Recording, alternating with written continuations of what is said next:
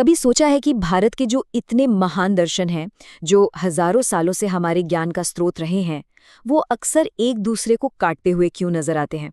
मतलब एक तरफ एक बात कही जाती है तो दूसरी तरफ बिल्कुल उसके उलट। आज हम एक ऐसे ही कमाल के दार्शनिक ग्रंथ को समझने की कोशिश करेंगे जो इसी विरोधाभास में, इसी टकराव में एक बहुत ही खूबसूरत तालमेल ढूंढता है। और ये है वो ग्रंथ जिसकी हम बात कर रहे हैं, स्वामी करपात्री जी महाराज का सर्व सिद्धांत समन्वय। देखिए, इसका नाम ही कितना कुछ कह देता है ना। सर्व सिद्धांत समन्वय यानी सभी सिद्धांतों का मेल। तो चलिए जरा इसके अंदर झांक कर देखते हैं कि आखिर ये ग्रंथ सभी सिद्धांतों को एक साथ मिलाता कैसे है। तो यही है वो बड़ा सवाल जो सदियों से चला आ रहा है। क्या भारत के महान दर्शन बस आपस में लड़ते झगड़ते ही रहते हैं? क्या यह सिर्फ एक बहस है, या फिर ये जो हमें ऊपर ऊपर से टकराव दिखता है उसके पीछे कोई बहुत गहरा सच छिपा हुआ है? ये एक ऐसी पहेली है जिसने सच में बड़े बड़े विद्वानों को भी चक्कर में डाल दिया है। अच्छा, तो इस गुत्थी को सुलझाने के लिए हम स्टेप बाय स्टेप आगे बढ़ेंगे। सबसे पहले हम समझेंगे कि ये दर्शनों का द्वंद्व आखिर है क्या। फिर देखेंगे कि जो मुख्य मतभेद हैं वो कौन-कौन से हैं।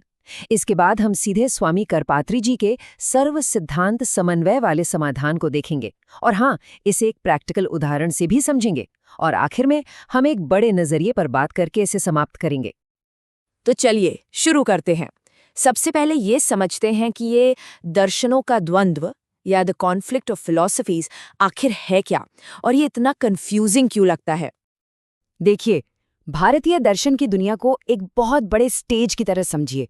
इस स्टेज पर सांख्य, योग, न्याय, वैशेषिक ऐसे कई महान विचारक आते हैं और अपनी अपनी बात रखते हैं।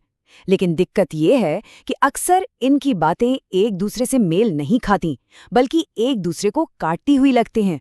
बस यही है दार्शनिक द्वंद्व जो किसी को भी कंफ्यूज कर सकता है। और यही आकर मामला और भी पेचीदा हो जाता है। कमाल की बात यह है कि ये सारे के सारे दर्शन दावा करते हैं कि उनका सोर्स एक ही है, वेद।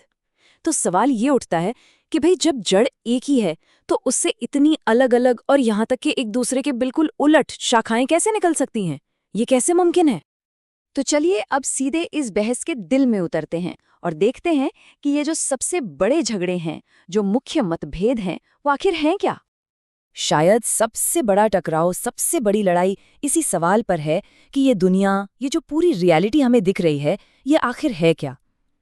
एक तरफ है अद्वैत वेदांत जो कहता है कि ये जगत मिथ्या है, एक भ्रम है, और दूसरी तरफ है द्वैत वेदांत जो कहता है बिल्कुल नहीं, ये जगत उतना ही सच है, उतना ही रियल है जितना कि खुद ईश्वर। तो अद्वैत क्या है? इसको तोड़कर देखिए। अद्वैत मतलब जो दो नहीं है। ये मानता है कि हमारी जो आत्मा है और जो परम सत्य यानी ब्रह्म है, वो असल में अलग अलग नहीं है, वो एक ही है। और द्वैत, वो इसकी ठीक उल्टा है। द्वैत का मतलब ही है दो। ये कहता है कि ईश्वर, आत्मा और ये दुनिया, ये तीनों अलग अलग हैं और हमेशा से ही सच हैं, रियल हैं, कोई भ्रम नहीं है। अब सवाल ये उठता है कि क्या इन दो बिल्कुल अलग अलग सिरों के बीच कोई पुल बनाया जा सकता है? क्या कोई रास्ता है? बस यहीं पर एंट्री होती है स्वामी करपात्री जी के सर्व सिद्धांत समन्वय की, जो एक कमाल का समाधान लेकर आता है। जैसा कि हमने पहले भी कहा, इस ग्रंथ का नाम ही इसका सारा राज खोल देता है। सर्व सिद्धांत समन्वय यानी सारे सिद्धांतों में एक तालमेल बिठाना, उनको एक साथ लाना। समझ लीजिए कि यही वो चाबी है जो इस बड़े से दार्शनिक ताले को खोलती है। तो सवाल है, इस समन्वय होता कैसे है? इसके लिए स्वामी जी दो बहुत ही जबरदस्त आइडिया देते हैं। पहला, वो कहते हैं कि सच के अलग अलग लेवल होते हैं। एक है पारमार्थिक सत्य यानी अल्टीमेट रियलिटी, और दूसरा है व्यवहारिक सत्य यानी हमारी रोजमर्रा की ट्रांजैक्शनल रियलिटी। दोनों अपनी अपनी जगह सच हैं, बस उनका लेवल अलग है। और दूसरा आइडिया ये है कि सारे के सारे दर्शन वो एक ही सच तक पहुंचने वाली सीढ़ी के अलग अलग पायदान जैसे हैं। मंजिल एक ही है, बस रास्ते अलग अलग हैं।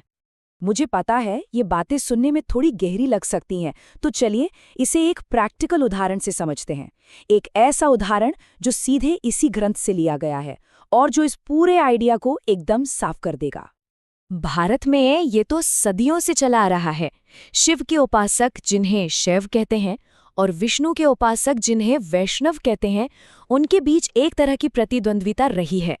अक्सर उनके ग्रंथों में एक दूसरे के देवताओं की आलोचना भी देखने को मिलती है।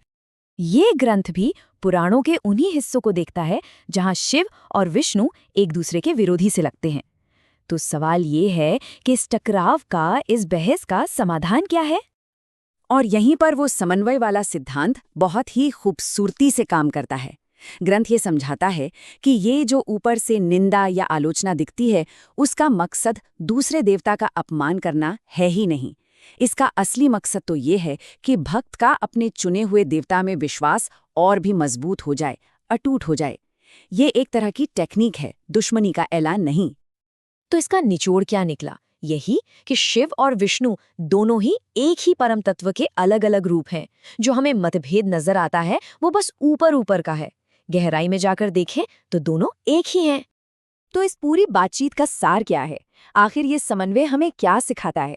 चलिए अब अपने आखिरी सेक्शन यानी अंतरिम दृष्टिकोण पर एक नजर डालते हैं। तो इस पूरी चर्चा से कौन सी बड़ी बातें हैं जो हम समझ सकते हैं? पहली बात तो ये कि भारतीय दर्शन का मकसद सिर्फ बहस में जीतना हारना नहीं, बल्कि एक हार्मनी, एक सामंजस्य खोजना है। दूसरी बात ये कि जो चीजें हमें एक दूसरे के खिलाफ लगती हैं, वो अक्सर हमारे देखने के नजरिए का फर्क होती है। और तीसरी, ये पूरा फ्रेमवर्क हमें सिखाता है कि कैसे अलग अलग विचारों को एक साथ सम्मान दिया जा सकता है, जिसे इंटेलेक्चुअल प्लूरलिज्म कहते हैं। और अंत में हम सब एक सवाल के साथ रुकते हैं, क्या सच को देखने का सिर्फ एक ही नजरिया हो सकता है? या फिर जैसा स्वामी करपात्री जी का समन्वय हमें बताता है, सच एक पहाड़ की चोटी की तरह है, जिस पर पहुंचने के रास्ते तो कई हो सकते हैं, पर मंजिल एक ही है। इस पर सोचिएगा जरूर।